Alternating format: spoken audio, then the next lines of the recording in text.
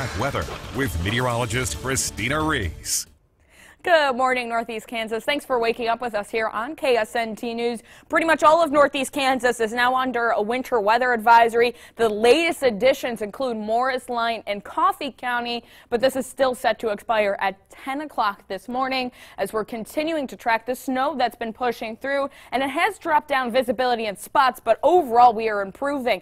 Just a couple hours ago, we were down to a mile of visibility here in the capital city, a perfect 10 now, but a mile and a half of visibility is the case in Kansas City, and seeing some improvement in Concordia as well, as we're seeing that snow continue to push through. Now, the visibility dropped in Concordia because of the separate little cluster of some light snow that pushed through. The main bulk itself, though, it continues to sink off to the southeast and east, and this will be the trend through the next couple of hours. So if you do have to get out to maybe even some early church services or just to start off your day, run some errands, be mindful of the snow that's still falling, and this will continue to complicate road conditions in terms of slick spots and limit traction with your vehicles itself. But as Future Track shows, this continues to push out by 9 a.m. It may still be holding on to some of our extreme eastern and southeastern areas, but then that's about it. Looking forward to your lunchtime plans. All that snow chance is gone, and that includes any of those back building lingering flurries and light snow showers. That chance is gone. Through the afternoon, though, I think we have a better chance today of seeing some of that sunshine break through the clouds. But after sunset is where we start tracking some changes. And this is the latest change, even from the forecast we had last night for the second round, due to this Arctic cold front that's going to push through. The main reason this has changed is because the timing looks to push us through a little bit faster. And that's where more of a chance of a mixed bag of precipitation, anything from rain, sleet to freezing rain even, and snow becomes fair game, especially for our northern areas first. Once we get past sunset tonight, this front continues to push its way to the south later on tonight.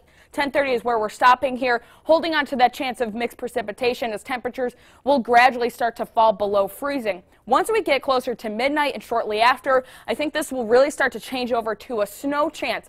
But even yesterday, we were talking about how this could complicate your morning commute. It could still do that as we hold on to that snow chance for even early Monday morning. 3 o'clock is where we're stopping here. This is for along I-70 and to the south. So if you're one of those commuters that doesn't leave your house until 5, 6, 7 o'clock in your morning, we're not looking at this to still be falling across the region. The timing has really sped up this front. Of course, if it changes, we'll keep you updated.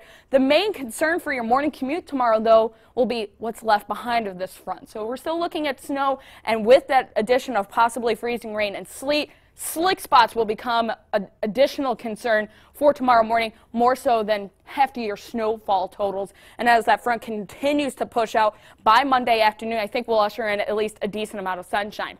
So what can you expect through the next 48 hours? This morning, in total, anywhere from ½ an inch to upwards of 2.5, maybe 3 inches in localized heavier spots is expected by the time this wraps up.